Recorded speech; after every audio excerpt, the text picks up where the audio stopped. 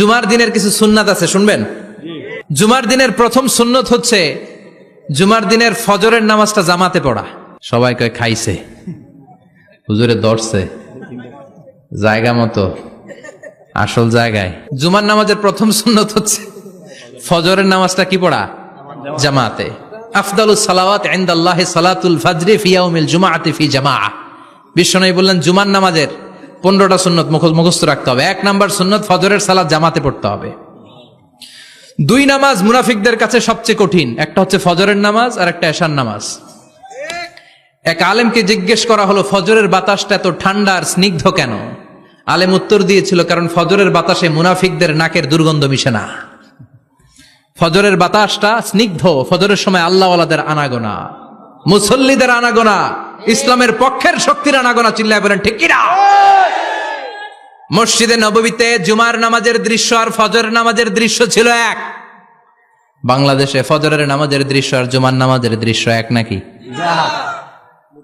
ফজরের নামাজের সময় মুসল্লি নাই, এক কাতার হয় না, আর জুমার নামাজে পাক্কা মুসল্লি দেরি করে গেলে বারান্দায়ও জায়গা পায় না। কথা কন? তাহলে ফজরের নামাজটা আমরা জামাতে পড়বো ইনশাআল্লাহ। ইনশাআল্লাহ এত আসতে ইনশাআল্লাহ, আরো জোরে পড়েন ইনশাআল্লাহ। মনে থাকবে? ইমাম সাহেব কে? মসজিদের ইমাম কই? হাফেজ সাহেব কই? কালকে দেখবেন যে কি অবস্থা হয় ফজরের সময়। জুমার নামাজের মতো ভিড় হবে, আসা যাবে না। কথা কয় না? 2 নাম্বার সুন্নাহ হচ্ছে আসিওয়াক, মেসওয়াক করা। মাথরাতুন লিল ফাম মারদাতুন লিররাব। মেসওয়াক করলে দাঁত পরিষ্কার থাকে, আল্লাহ খুশি হয়ে যায়। বিশ্বনবী বলেছেন যদি আমার উম্মতের জন্য কষ্ট না হতো প্রত্যেক নামাজের আগে মেসওয়াক করা আমি ফরজ করে দিতাম। মেসওয়াক ছিল বিশ্বনবীর জীবনের শেষ আমল। এই মেসওয়াক করে বিশ্বনবী শেষ নিঃশ্বাস ত্যাগ করেছেন। আপনার নবী, আমার নবী, ওনার জীবনের সর্বশেষ আমল ছিল কি? সুবহানাল্লাহ কইবেন না? বিশ্বনবী জাইতুনের ডাল দিয়ে মেসওয়াক করতেন। বিশ্বনবী বলতেন নি'মা সিওয়াকিয়াজ জাইতুন ফাইন্নাহু সিওয়াকি ওয়া সিওয়াকুল আম্বিয়া মিন ক্বাবলি।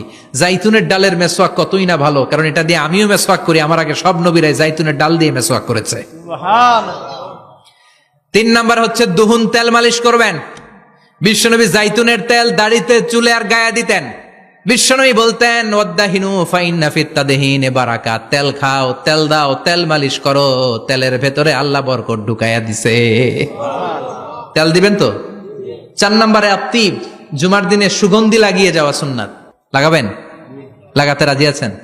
বিশ্বনবী বলতেন এই দুনিয়ার 3টা জিনিস আমার কাছে সবচাইতে প্রিয়। হুব্বিবা ইলাইয়া মিন দুনিয়াকুম সালাস। 1 হচ্ছে আন-নিসা, নারীদেরকে আমি পছন্দ করি। 2 হচ্ছে আত্তিব, সুগন্ধি লাগাতে আমি পছন্দ করি।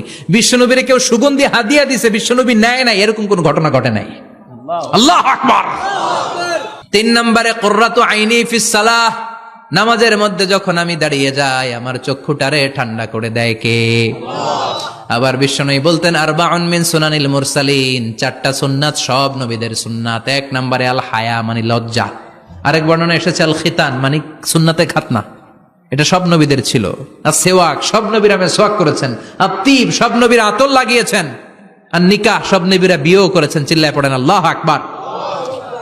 5 নম্বর সুন্নাহ হলো আল লিবাস আহসানা সিয়াব, সুন্দর জামা পরা। নট নেসেসারি যে নতুন জামা হতে হবে, পুরাতন জামাও ধুয়ে আয়রন করে পরলে একটা সৌন্দর্য আছে না নাই?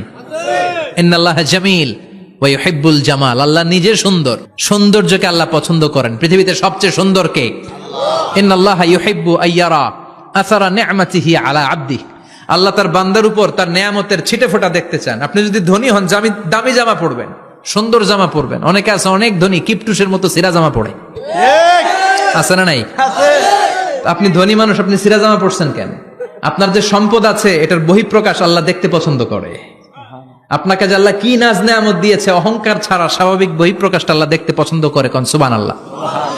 এরপরে 6 নাম্বার হলো ইকসারুস সালাহ আলান নবী, বিশ্বনবীর উপর বেশি বেশি দুরূদ পড়া।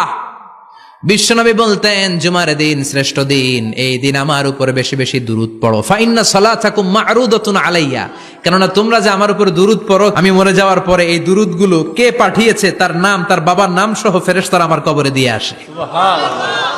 সাহাবারা বললেন ইয়া রাসূলুল্লাহ কাইফা সালাতুনা মা'রুদাতুন আলাইক, আপনি মরে যাওয়ার পরে আমাদের দুরূদ কেমন করে আপনি দেখবেন? ওয়াকাদ আরিমতা, আপনি তো পচে গলে মাটির সাথে মিশে যাবেন। বিশ্বনবী বলেন, ইন্নাল্লাহা হাররামা আলাল আরদি আন তাকুলা আজসাদাল আম্বিয়া, নবীদের লাশকে খেয়ে ফেলা, নবীদের লাশকে পচিয়ে ফেলা জমিনের সব মাটির জন্য আল্লাহ হারাম করে দিয়েছে। নবীদের লাশ পচে না, নবীদের লাশ গলে না। যারাই বিশ্বনবীর উপর দুরূদ পড়বেন, আপনার নাম সহ, আপনার বাবার নাম সহ, মালাইকাতু সাইয়াহিন, একদল ফেরেশতা আছে শুধু রাউন্ড দেয় গোটা ওয়ার্ল্ডে। কারা বিশ্বনবীর উপর দুরূদ পড়েছে, এই দুরূদ নিয়ে, এই নাম নিয়ে বিশ্বনবীর কবরে তারা পৌঁছে দেয়। চিল্লায় পড়েন আল্লাহু আকবার। এরপরে বিশ্বনবী বলতেন, জুমার দিনে সূরাতুল কাহাফ পড়বা। কাহাফ পড়া সুন্নাহ। সূরাতুল কাহাফ পড়তে রাজি আছেন? রাজি আছেন তো?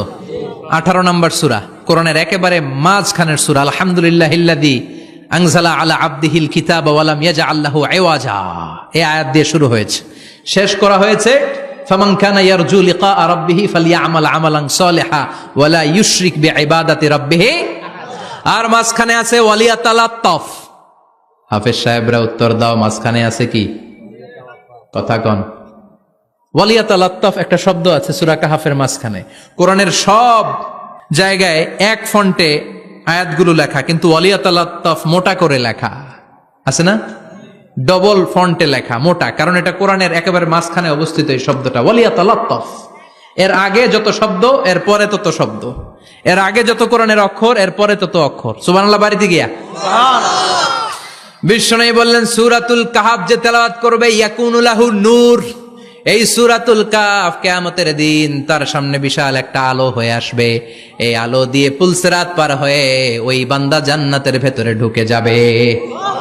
আবার বিশ্বনবী বলেন, যারা সূরাতুল কাহাফের প্রথম 10 আয়াত তেলাওয়াত করবে জুমার দিন, শেষের 10 আয়াত যারা জুমার দিন তেলাওয়াত করবে, দাজ্জালের ফিতনা থেকে তাদেরকে মুক্ত রাখবে কে? সুবহানাল্লাহ পড়বেন না? সূরাতুল কাহাফ দিয়ে সকাল শুরু করতে রাজি আছেন? সবাই রাজি? এরপর আত-তাবকির ইলাল মসজিদ, মসজিদে আগে আগে যাওয়া সুন্নত। আগে যিনি যাবে উনি কি পাবে? তারপরে গরু, তারপরে বকরি, তারপরে মুরগি, মুরগির পরে ডিম না আন্ডা? আন্ডা। আল মাশিউ আলাল ইকদাম, বিশ্বনবী বললেন হেঁটে হেঁটে জুমার নামাজে যাওয়া সুন্নাহ। রিকশা, হুন্ডা, সাইকেল, সিএনজি দিয়ে গেলেও হবে, কিন্তু হেঁটে হেঁটে গেলে সওয়াব বেশি না কম? প্রতি কদমে কদমে আমলনামায় সওয়াব দিয়ে দিবে কে? এরপরে বিশ্বনবী বললেন, আদামু তাখাত্তি রিকাবান নাস, মানুষের ঘাড় ডিঙ্গিয়ে সামনে না যাওয়া সুন্নাহ। অনেকে জুমার দিন আসে, সবার শেষে বসতে চায় সামনে, এরকম ডাকাইত আছে না নাই? বিশ্বনবী জুমার খুতবা দিচ্ছেন, হঠাৎ এক সাহাবী সব সাহাবীর ঘাড় ডিঙ্গিয়ে ডিঙ্গিয়ে সামনে আসতেছে বুলেটের মতো। বিশ্বনবী বললেন, থামো, এজেলেস, বসো মিয়া, ফাকাদ আযাইতা ওয়া আনাইতা, আসছো দেরি করে, আবার মুসল্লিদেরকে কষ্ট দিচ্ছ। যেখানে জায়গা পাবেন ওইখানে বসবেন, মানুষের ঘাড় ডিঙ্গিয়ে সামনের কাতারে যাওয়া এটা ঠিক না। এজন্য জুমার দিন আগে আগে আসার চেষ্টা করবেন। রাজি আছেন তো? এরপরে বিশ্বনবী বললেন, দুখুলুল মসজিদে রাকাতাইন, জুমার নামাজের দিন মসজিদে ঢোকার পরে 2 রাকাত পড়া সুন্নত। কয় রাকাত? রাজি আছেন? কবলাল জুমা বাদাল জুমা। অনেকে প্রশ্ন করে, বাদাল জুমা 4 রাকাত, মসজিদে পড়লে 4, ঘরে পড়লে 2, কিন্তু কবলাল জুমা সুনির্ধারিত নয়, অনির্ধারিত। মা কদ খুদ্দিরা লাক, যত আপনার তৌফিকে কুলায় 2 রাকাত করে করে 2, 4, 6 ইমাম সাহেব খুতবা দেওয়ার আগ পর্যন্ত। আপনি যদি আধা ঘন্টা আগে যান, আপনি 10 রাকাত পড়তে পারবেন। চিল্লায় বলেন ঠিক কিনা? এরপরে বিশ্বনবী বললেন, ইনসাত, চুপ থেকে খুতবা শুনবা। জুমার খুতবার সময় কথা বলা যাবে নাকি? কথা কন। বিশ্বনবী বললেন, তোমার সামনে কেউ কথা বলতেছে, তুমি যদি বলো চুপ করো, এটাও তুমি খারাপ কাজ করছো। চুপ করো তোমার কইতে কইছে কে? চুপ করো বলে তুমি আরেকটা বেজাল লাগাইছো। চিল্লায় বলেন ঠিক কিনা? তাহলে জুমার নামাজে কথা বলা যাবে না। কেউ কথা বললে চুপ করো, এই কথাটাও বলতে বিশ্বনবী নিষেধ করেছেন। চিল্লায় বলেন ঠিক কিনা? এরপরে মজার একটা কথা বিশ্বনবী বলেছেন, জুমার নামাজ পড়তে যে যদি কারো ঘুম আসে, জায়গা চেঞ্জ করে বসো। জুমার নামাজ পড়তে যায় ঘুমান না, এরকম কে কে আছেন আল্লাহর ওলি? হাত তোলেন। হাত তুলতে পারবেন? আমিও তুলতে পারবো না, আমি কত ঘুমাইছি। জুমার খুতবা শুনতে গেলে ঘুমাস, কারণ রহমত নাজিল করে কে? আল্লাহ। পুরো মসজিদের ডানে বায়ে রহমতে ঠাসা, খালি ঘুম আর ঘুম। আছে না নাই?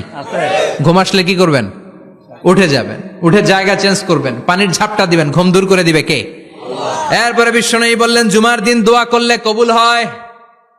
এমন একটা সময় আছে জুমার দিনে, ওই সময়ে যদি বান্দা আল্লাহর কাছে কিছু চায়, সেটা না দিয়ে খালি হাতে আল্লাহ বান্দারে ফিরাইয়া দেয় না।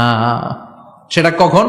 অনেক ইখতিলাফ আছে, বেশিরভাগ মুহাদ্দিসিন বলেছেন জুমার দিন আসরের নামাজের পর থেকে মাগরিবের আগ পর্যন্ত, বিশেষ করে মাগরিবের আগের আধা ঘন্টা, এই সময় আল্লাহর কাছে বান্দা যদি কিছু চায়, এই দোয়া আল্লাহ ফিরিয়ে দেয় না। এই 15টা সুন্নাত আমল করা যাবে তো? সবাই রাজি? জুমার খুতবা মনোযোগ দিয়ে শুনবো তো? আগে আগে আসবো তো? দোকানপাট বন্ধ করে জুমার নামাজের ভাবমূর্তি রক্ষা করবো তো? খতিব সাহেব যারা আছেন, জুমার আলোচনাটাকে আরো কনস্ট্রাকটিভ ওয়েতে নেন। সব বন্ধ হবে, জুমা বন্ধ হবে। তাফসির মাহফিলে 144 ধারা আছে না নাই? জুমার মাহফিলে আছে? জুমার দিন 144 জারি করছে ওই মসজিদের জুমায়, কোনদিন শুনছেন? এই জন্য জুমাটাকে আমাদেরকে কাজে লাগাতে হবে। আল্লাহ তুমি তৌফিক দাও। আর জোরে পড়েন আমিন। সুবহানাকাল্লাহুম্মা বিহামদিকা আশহাদু আল্লা ইলাহা ইল্লা আনতা আস্তাগফিরুকা ওয়া আতুবু ইলাইক।